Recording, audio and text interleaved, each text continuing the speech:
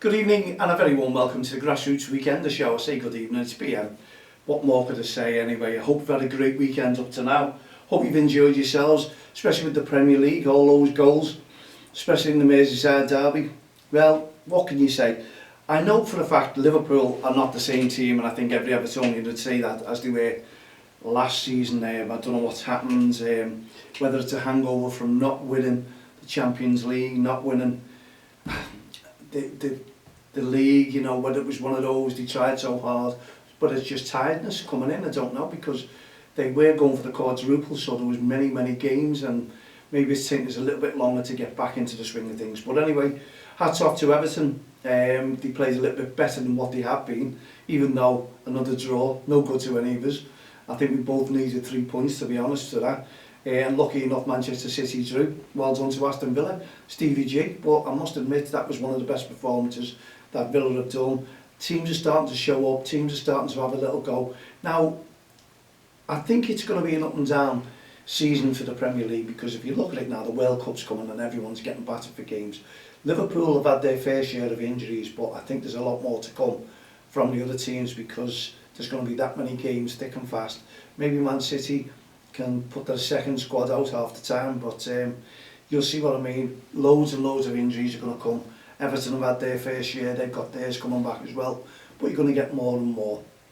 Now, was Van Dijk, should he have been red carded? Well, you couldn't have argued if he was red carded, could you? Because it's one of those, if it had been the other way around, Liverpool fans would have been screaming for a sending off, but it's one of those things, it didn't happen. There was a lot of strange VAR decisions yesterday, so we won't go into that in detail. Hopefully didn't get that sorted out. But overall, the derby probably keeps the peace, doesn't it? On many families here on Merseyside, nothing to argue about. The blue side and the red side, even though Pickford thought he'd won, I'm sure he thought there was a goal gone in there somewhere, and he hadn't realised that goal had been disallowed. His celebrations, that wasn't because of his saves, that was because they got, well, he thought probably 3 points. Anyway, well done to him for all the saves. Alisson as well. Great to see when two goalkeepers themselves are pulling off great saves rather than one making a mistake. And it's a game that you can talk about and enjoy with the keepers. So well done to the both keepers there. And let's just get on with the next game, because they come thick and fast. I think Liverpool play on Wednesday evening, Napoli, if I'm correct. I'm sure it is anyway. But let's see. Anyway, so good luck to all these teams, and as I say, there's Man City drop points. They could have gone storming ahead, so it's one of those things with Arsenal, isn't it? You know what I mean? They're having a good run. All the teams will have a good run. Everton will start getting some points in. You can see that now, because the likes of Nottingham Forest are struggling a little bit now, aren't they? 21 signings, and then they go home to Bournemouth and winning 2-0 and losing 3-2. That's more devastating probably than the 6-0 at home, you know, for them and their fans. But reality comes in, doesn't it? They come up to the Premier League. What you'd expect, a team coming up like that and thinking, yeah, we'll take on these teams, we'll have no problems. But again, Bournemouth was not a team, weren't they? So they probably knew the game tactics and the game plans for playing with them. But there you go, it's all about the Premier League, all done now. Now it's on to grassroots football. Yes, you see me a little lanyard there already, Respect t-shirt, it's coming. There has been 1 or 2 leagues started today, so good luck to all those, and well, good luck. I hope you've all had a great day. The referees have walked away with no problems whatsoever. Fans have realised that it's all about the referees there as well. You know, we've got to give them some leeway, you've got to give them some space and let them officiate without jumping on the bandwagon, without being a sideline referee. We need to bin them, need to get them out of our sight, and people have got to understand we don't need you shouting and screaming at the referee. Keep it to yourself, keep your voice down and go, oh, ref. One of those things. Referees will always make mistakes, we know that, they're only human, but you don't have to emphasise about it. There's mistakes on and off the field of play by all of us, regardless of what it is, and we all don't like being told about it. So why should that referee, who's on their own, they have no VAR, they have no fourth official, they don't have any assistants, what more could you ask for? They're on their own, they go in the middle and they're taking on teams 11 players on each side, 22 players in some instances, okay, not the small sided, because the kids are not too bad, they don't really argue back the small sided. And then you've got all the touch lines, haven't you? The sidelines are all screaming and shouting if their decision it doesn't go their way. So they've got a really, really big job to do. Now we need to get this into perspective now. We need to realise the grassroots football season, if it's not started today, it's definitely starting next week. Everyone's back. It's going to be hard for everyone. We know that with what's coming up in October. We emphasised that yesterday on the show, no need to go into it. Now, fingers crossed, things are changing everywhere. I think Jeffrey Humble, most of the staff are leaving there, going to new jobs. We're going to get new staff coming in. So let's just hope they all come in and do the jobs that these staff have done. They've been brilliant, magnificent, can't knock them. They've been absolutely outstanding, and it's just going to be hard because I've got on great with them all. But life goes on, people move on, you need other jobs. Like Big Dunk said yesterday, he needed to walk away from Everton and do something for himself. So I wonder if he's after a job where he's going to go. Well, he is obviously, but he can't start in the Premier League surely, because that sometimes is a little bit too much. You look at Gerrard and Lampard, they're having tough times, but they'll get around them. You know, is Big Dunk cut out for the Premier League job? You ever told me to say yes, he is. Give him a chance and he'll prove it. Well, he was given a chance at Everton. So what you need to do, it wasn't many games, but you all wanted him. Now you're all happy with Frankie. So let's move on and go back to grassroots football, because we have our 20th anniversary next year. Yes, 20 years we've done Cross the Line, and we brought in the ref spec, no ref, no game. We've done a lot in those 20 years, and you can see that people are starting to get on board, and people start to do their own thing as well. But you'll see our t-shirts, and I'm proud to announce that the PFA are actually sponsoring us again, supporting us with our t-shirts for the Premier League and our volunteers for next year, and they also want to do some media coverage with us. So it's looking good, because we know the PGMOL will be doing that as well, because it's our 20th anniversary, and hoping that Mike Riley can pass on the message to Howard Webb to take over, and you know, it's a grassroots initiative that they've been doing for several years, supporting us. Why shouldn't they continue? It's a massive, massive feat for the likes of ourselves. We're a not-for-profit organisation. We're based on Merseyside, and we've been doing a national campaign, Respect, Don't Cross the Line. It's absolutely superb. Even Don't Cross the Line has gone to the MLS, hasn't it? You know, we're worldwide with it.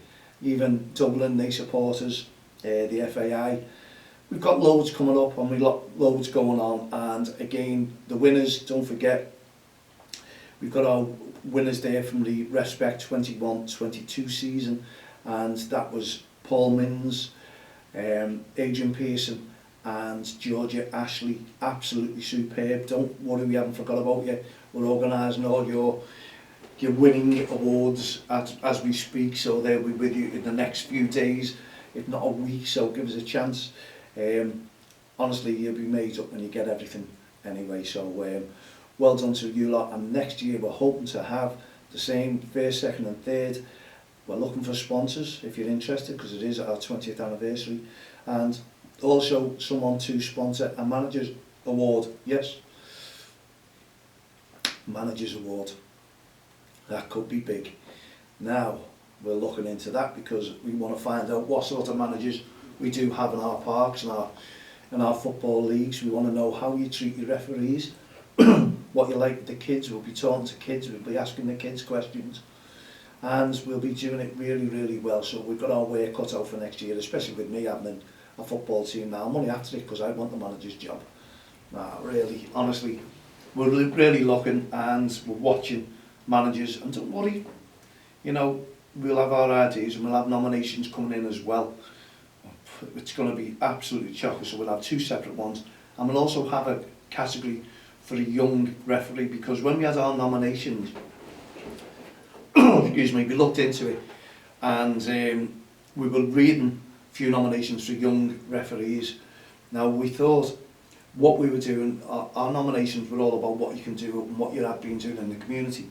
Well, the young referee, when we looked at it, has not really been that long in the community, so they're doing great jobs. So we want to bring in, because the nominations were a lot, and we had to go with experience, to be honest, and the experienced referees, because they've done a lot within the communities and what they're doing and what they're bringing to grassroots football. It's all about experience. So we want to segregate or separate 2 awards, so we might be having 3 next year, because we want the young referee as well. There'll be 1 young referee of the year next year for the RefSpect campaign, because what you ask them to do in the community is not what an experienced referee is over 30 years, 40 years experience, is what they're bringing to grassroots football, so you'll understand. So we had to go with the experience, because the nominations was all to how many referees go that extra mile, what did he do for you? And when they were coming in, honestly, there were some emotional ones, unbelievable. We thank everyone for nominating the referee. A lot of disappointments out there. And what really surprised me is the referees who get the awards and other referees don't comment and congratulate. I don't know why that is. I really, really don't, because it's a great award. It's nominated by your fellow companions in grassroots football. And it would have been nice. I watch everything there, you know, and you put up a post about the referees who've won the awards, and you get your likes and your comments. And when you look at them and you think to yourself, wonder why certain persons aren't liking who has won the competition, you know what I mean? It's not a competition, it's just, it could be, you know. But the lovely awards, they're on the way, or they will be on the way anyway. So just take that in when I put the post up as well, you know. Hope there's not jealousy out there with referees and managers. Of course not, there shouldn't be in grassroots football. Anyway, just my opinion. I do watch a lot what goes on, same as when I'm doing Don't Cross the Line campaign. I put posts up there. I'm surprised about the managers and the referees who don't like or share what we're doing. It's exactly the same, I suppose. A lot of people, are they nosy people on Facebook, Twitter, LinkedIn, social media, net sites? Are they all just nosy people and just like to read and don't like to get involved with likes and shares? And yet, I like to like everything that comes on there, especially emotional stories that touch me, and you get it and you, wow, I love that one. I like to share them as well, because I think it's nice for others to read about it. But I suppose that's what social media is all about. I think, friends, it's about likes, shares and getting on with each other, I think. Or am I reading into it wrong? Is it just we read and just leave it alone and then talk about it when we see each other at grassroots football or out and about shopping? I don't know. Your opinion, Mal, at don'texttheline.com. I'd like to hear your thoughts on it. Get in touch with us. But we've got loads coming up. We've got loads of things that we're going to be doing with the young commentators. So, wherever you are, remember it's our 20th anniversary. As from December onwards, we're into 22, 23, 20 years of promoting Don't Cross the Line. Dear me, that's a lot of hard voluntary work when you work that out, week in, week out, day in, day out. And what we've brought to grassroots football and how we've